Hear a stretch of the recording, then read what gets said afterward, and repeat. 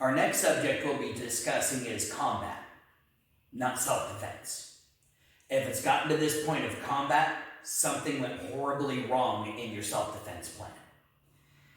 When it comes to the point of combat, somebody's going to be hurt. It could be the other guy, but it could be you, and either one of you could be irreparably changed for the rest of your life. So I'd highly recommend, if you haven't looked at them yet, stop this video, go up to the playlist I'm going to put up here. It's going to go over our entire self-defense series. The beginning of it is talking about how to recognize that there's going to be a problem and how to avoid or de-escalate the problem so that it doesn't come to this point of combat. So when it comes to the point of combat, there's a guy, Tim Larkin, says, violence is hardly ever the answer. But when it is the answer, it's the only answer, and you've got to commit to it at that point. So when you're in combat, what we're looking for is a crippling injury. Something that would take a tough and hardened football player off of the gridiron. I mean, try pulling one of those guys out of the game. They don't want to get out of the game. You want to think about what kind of an injury would pull a UFC fighter out of the cage. Those guys take a serious punishment. What would it take that would make that ref stop the entire fight and it can't go on? And you have to be mentally prepared to use that kind of technique. And then did you use it for the right reason? You know, if somebody just takes your parking spot and you're angry with them and decide you want to teach them a lesson, in the process you hit them, they fall to the ground and they hit their head on the ground and now they're in the ICU or potentially dead, was that the right reason? Otherwise, is this person attacking you, you know they intend you physical harm. They have a weapon or whatever the situation is, you know you're going to have to fight tooth and nail to keep your life. And you don't know how far they're willing to take it, but I know how far I'm willing to take it, and that's to the point where I can get away to safety.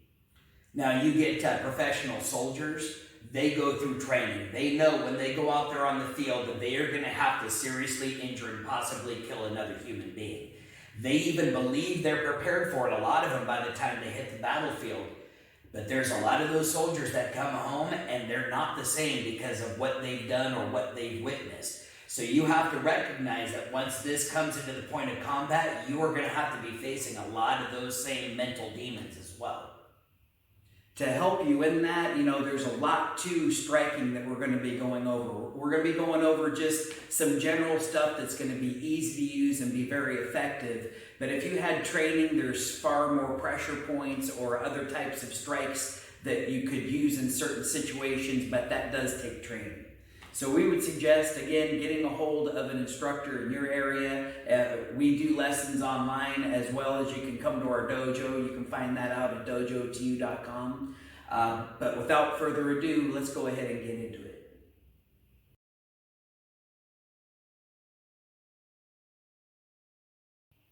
With our striking zones, we're going to be starting with the head.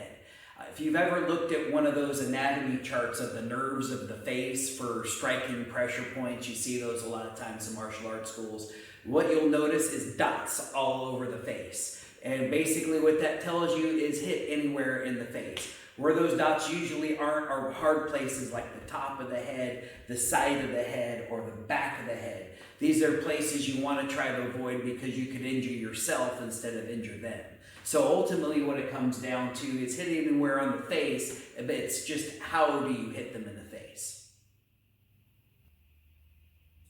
The first thing to talk about with striking is stance. We want our feet in a good position because otherwise without a firm foundation our strikes will be ineffective. What we're talking about is the fighter's triangle that we were mentioning earlier. I don't want my feet to be parallel. I don't want to be standing on a tightrope. I want that good solid stance with my front knee bent and my hands up in front of me. And this is already putting me in a position right now of almost surrender. It's, hey, stop is what that really means, right? But from here, I can get my palm strikes out. I want to make sure those fingers are nice and bent. I want to keep them in together so that when I'm doing that strike, they don't get caught up on something. If I can step with my strike, that can also give me a lot more power. I'm getting my legs, I'm getting my body weight involved with it. Besides striking forward, it can also be a very effective striking to the inside, especially if it's a slap to that ear and along the side of the face. You know, even if you don't hit the ear, that open hand slap is at least enough to get them distract you. If they're grabbing you and you can't get away, certain things are going to change their mind about what they're currently doing. Another way we can strike with our hands is what we call a hammer fist. So to make a proper fist, you curl all of the fingers into the palm and then you fold that thumb over the top. Now the problem with punching straight in this way is the hand can be easily broken. But I've got this padded part of my fist. I can either hit with the fist or the wrist. The wrist bone is also very strong. And I can just rain that down on top of the guy. If he's really close, it can be more effective if I can grab a hold of his head and pull his head into my hammer fist at the same time. Even if he's got a hold of me and he's got me in a headlock, it can be hard for me to punch here, but I can still effectively use my hammer fist on him. Now, one of the problems I want to bring up about especially punching to the face, the head bleeds very easily, especially if you're hitting areas like the nose. The nose likes to explode in blood. If you're hitting the mouth, you're not only talking about a split lip, but you're also talking about his teeth going into the palm of my hand, which now we're talking about transfer of bodily fluids, which there are a lot of problems that can be involved in that. So especially if I'm using hard strikes, I want to try to keep them to the side of the face, the eye. Hammer fist, I can even hit to the top of the head. Not that I'm going to break the head, but I could cause some damage into the neck that way. Also, instead of just swinging it, I can use it the very similar way that he used that palm strike. This fits very nicely. The wrist is the thinnest part of the hand underneath the chin to be able to strike into the throat. Thing about the throat is it can crush like you do a water bottle, but sometimes it'll even pop back into place. You want to be careful about the throat. That is definitely a blow that could cause a death on your hands. And ultimately, if they're really close, it can be hard to use a lot of these hand techniques. So that's where you're able to resort to your elbow strikes. Hardest part of the human body right there. You just want to make sure that you're striking with this front part of the elbow, not the back part, because there's some nerves back here. The not so funny bone. You probably have hit that before, and boy, it really hurts. So you wouldn't want to hit somebody really hard with that part of your head. Maybe if you've done a lot of training, you built up some toughness there, you dealt with that pain before, but ultimately, your best is using this hard bony part of the elbow. And he's really close to you, it's pretty easy to get those elbow strikes in. Elbow strike can even be good coming up in here to the solar plexus. It's driving in that upward motion, which is really good for knocking the wind out. Just make sure they don't puke on your new shoes. He's in me really close. It's really easy from here just to lift my elbow straight up under his chin. Especially if he's already covering up his face. He's moving into me closer. I'm covering up. Really easy for me to just bring that elbow across and hit him right in his jaw. So these are the things that I can do when they're really close that aren't going to hurt me as much as it's going to hurt him. Now let's talk a little bit about striking to the eyes. Now, you see a lot of people doing this Three eye poke Stooges. thing. Three Stooges. This is not a Three Stooges eye poke routine. Issue with that is there's the old magic saying, look, the hands are quicker than the eyes. When in actuality, the eyes are one of the quickest reflexes of the body. So if I'm coming from all the way out here, odds are he's going to see that and close his eyes before I even hit him. And if they're wearing glasses, that can be pretty difficult to get the eyes if they're wearing glasses. Even if I can hit the target, odds are when I hit it, his head is going to go backwards, which is going to take a lot of the pressure out of my eye poke. He might even step away to reduce some of the pressure. So with the eye gouge, you really need to get in there with your thumbs. That thumb is going to be that strongest finger on the body. Now the best, I'm not going to do it from out here. If he's close enough to me, I'm going to use my fingers to hook the back of his head. I'm going to start with my thumb on the inside of his eye. Even if he's got his glasses on, I'll come up underneath the glasses and I'll scrape all the way along the eyelashes to the corner of the eye. Not only am I scraping, but I'm digging my thumb in. Not to get too graphic, but I'm trying to get 2 knuckles deep. If you can scoop out that eye, that will be a fight ender at that point. It'll give you a chance to get away.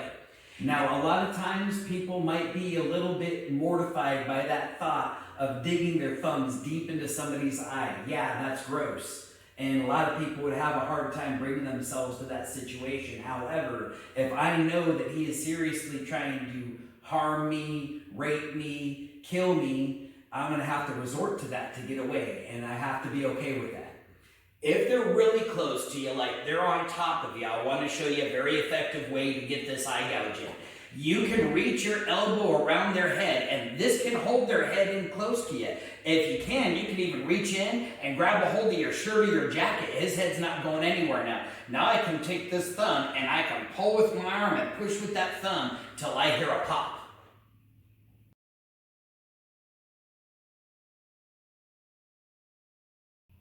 The next section we'll talk about will be the middle section of the body, including the torso and the arms. Now, dealing with the arms is kind of tough. We both studied martial arts where you really learn how to dislocate shoulders and elbows and fingers and wrists. It's not that realistic. It can be hard to pull off joint lock techniques. But on top of that, one year we were in Vegas competing in the World Championships, and there was a cage match happening. So we decided, hey, let's stop off and check out this cage match. It was a good fight. One fighter was trying to fight his way out of an armbar for pretty much the entire round. The end of the round broke, saved his arm probably, at least we thought. Guy went back for some coaching and went right back to fight again. Only one arm was hanging limp at his side. During the course, his elbow had broken, and it didn't even come up to him to tell his coach about it. His elbow was broken, and he was stepping back out into that ring, and he was ready to tear the other guy up. Matter of fact, it was his opponent pointing out to the judge, hey, look, I broke his arm, he's not using it. So, I mean, you ask me, is a broken arm going to end a fight? It could. It depends on how tough the guy is. How bad does he want to fight? I had witnessed this guy sparring with one of our teenage students who was hitting really hard. He blocked a couple of hits, gave a couple of back, and then after a while, break into the match. He comes over to me, takes my glove off, and goes, does my finger supposed to look like that? And it zigzagged into G. He dislocated both of those joints, and he still went on pummeling this other guy. So will small joint manipulation work in a real fight? I don't necessarily think so. If we talk about plexus are points in the body where various nerves that control different body parts all come together. There's some that are on the surface, like a very common one, maybe your uncle or your dad used to hit you in all the time, the brachial plexus right in the front of the shoulder. That can cause the arm to go numb, but is that going to stop a fight? You've got other plexus, like the solar plexus. Oh man, that's a tough one. I would call that one a fight ender if you hit that hard enough. If you can't breathe, you can't fight.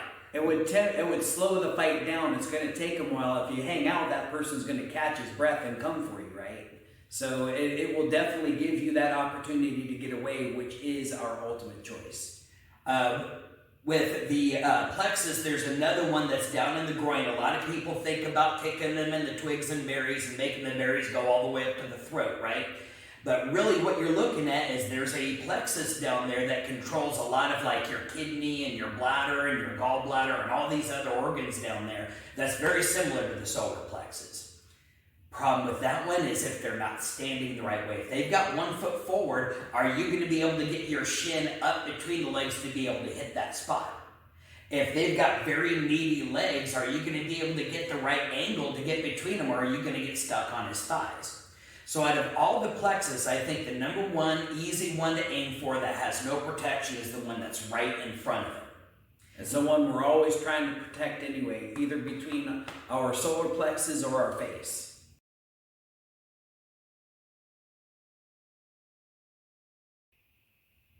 The final striking zone we'll talk about is the low section, which is going to be the groin, the thigh, the knee, the foot. Starting with the groin can be very effective. You see a $100,000 winner on America's Funniest Home Videos of some guy getting that baseball bat from his son after swinging it right to the groin, hits him right to the floor. You know, even still in that case, self-defense, you wouldn't want to stay there. My ultimate goal is once I've done that, I got to get away.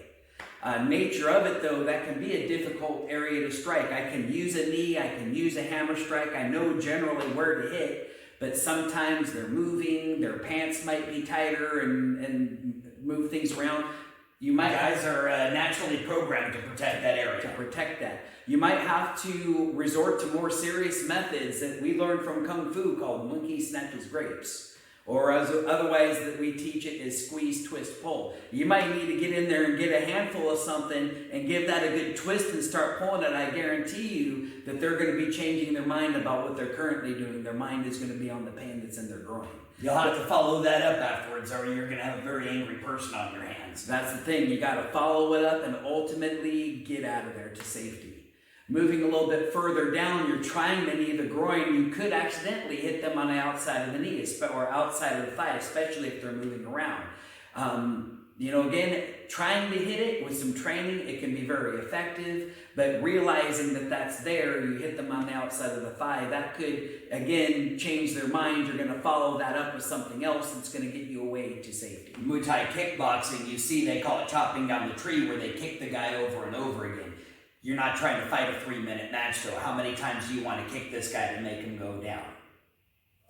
Moving down to the knee, you kick directly into that knee, and that knee bends backwards. You know that's going to take a football player off the field.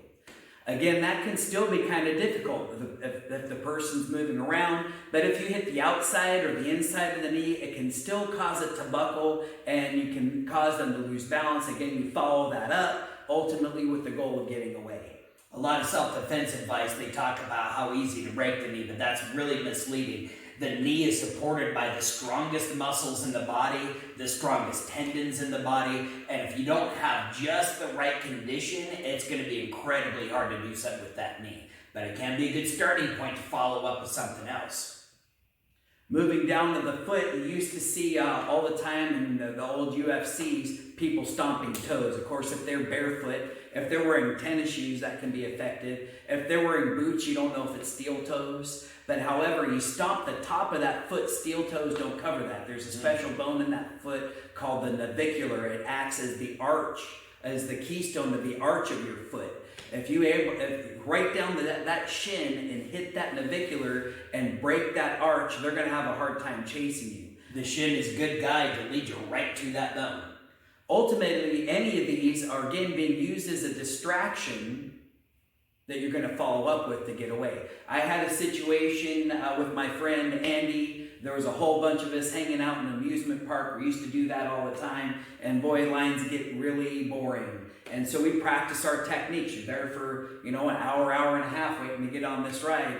And my friend told me you'd never be able to get out of my full Nelson. First thing I thought was, how'd you get me in the full Nelson in the first place? So we were just acting it out. I let him get me in the full Nelson, and there's a Hapkido tactic where you reach up and you grab that finger and you bend it backwards, and now you can break that grip. Well, of course, my friend Andy was much bigger and much stronger, and I reached back to grab that hand, and that finger was like a steel bar. I could not get it to budge. This guy was known for apparently being able to take the lug nuts off of a car with his hands, not using a lug wrench. He was a mutant. Very flexible mutant. But, fingers only bend so far. Ultimately, what I ended up doing right away, as soon as I noticed I couldn't move, as I just mentioned something, this is the point in my Hapkido where I would stomp his foot. And I started moving my foot. No sooner did I say stomp his foot, that all of a sudden he started moving the foot that he thought I was going to stomp, which ultimately wasn't the case. As soon as his mind went to his foot, his finger budged, and all of a sudden, I was out of his grip. The brain has a hard time multitasking. That's why we talk about changing targets. Again, real self-defense situation, if I'm able to get that and I got that finger bent back, that's not going to be the end of it. I'm going to have to follow that up and get away to safety. Striking the lower part of the body, you can still use that hammer fist. Actually, pretty effective for being able to strike that groin. My hand is naturally about that level, I guess, assuming they're about my same height. But generally in that area, you can get a pretty effective hammer strike. Problem is, if you're using your hands to protect yourself, you don't want to take your hands away from your face to punch you in the groin. So, of course, we can also use a knee. A lot of people say kick the groin. Well, yeah, that can be good if you practice a lot of kicking. Anytime I'm kicking or even using a knee, I only have one foot on the ground, so it's already precarious. A knee doesn't really have a whole lot of risk unless they grab your leg. But if I'm hitting that into the groin, I could accidentally, if he moves, end up hitting him on the outside of the thigh. See that in MMA all the time. They like to put that knee on the outside of the thigh. That hurts. He's in here close and he's grabbing me. It can be very easy to take this knee and hit him right in the thigh. You know, beyond that, we're working down to being able to strike the knee. Well, striking the knee, I want to be using my foot. It's a little low for my hand. So, you know, there's kicks that you would learn in martial arts for kicking the knee. As long as I use the side of my foot or the inside of my foot, even if I don't hit the top, it still causes that buckle. So again, as long as this is my only technique, I'm kicking that, I got to be following up to get away to safety. I just wanted to give a little demonstration to show how incredibly strong the knee is. We mentioned it earlier, a lot of people say go for the knee, it's an easy target. Not necessarily so easy. In this case, I weigh as much as him, but I could be way heavier. I'm just going to hold my balance here. You're going to see me put all of my weight onto his leg, and it didn't even buckle backwards. He didn't even start threatening with trembling at the weight of my body on his knee. If my body can handle my weight on my knee, it can certainly handle his weight on my knee. We'll get into this doing combos here in a little bit, but if I can use that knee strike to lead to a palm strike to the solar plexus, that is your most effective way for using a lot of these strikes, setting something up.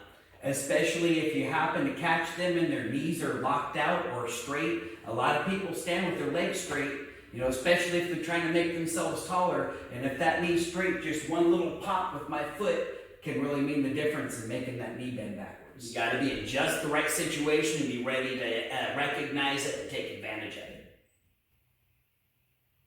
Stomping the foot can be incredibly effective.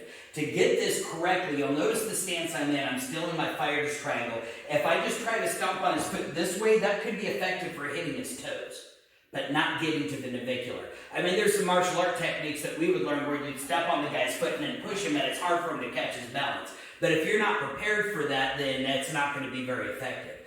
On the other hand, when I swing my foot forward, if I don't think about stomping his foot, I think about kicking him in the shin. Once I kick his shin, I found the spot, then I'm going to put all my weight down. I put my hand on my shoulder to stop my weight from going on there, because it takes very little pressure on that navicular to separate it. And that shin acts as a very good guide to hit that very top of that foot. Especially if you've got a hard sole shoe and you scrape down that shin. I'm even just scraping lightly and you can see the reaction it got out of his body. The idea though is I'm not trying to stomp his foot. I'm trying to stomp the floor underneath his foot, and his foot is in the way.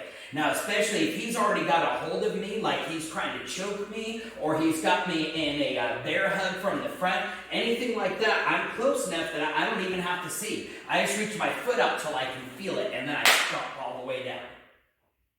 Even if you don't break the foot, just the kicking the shin, the stomping the foot, again, is getting them to think about their foot, which is going to hopefully give you an opportunity to follow up and get away.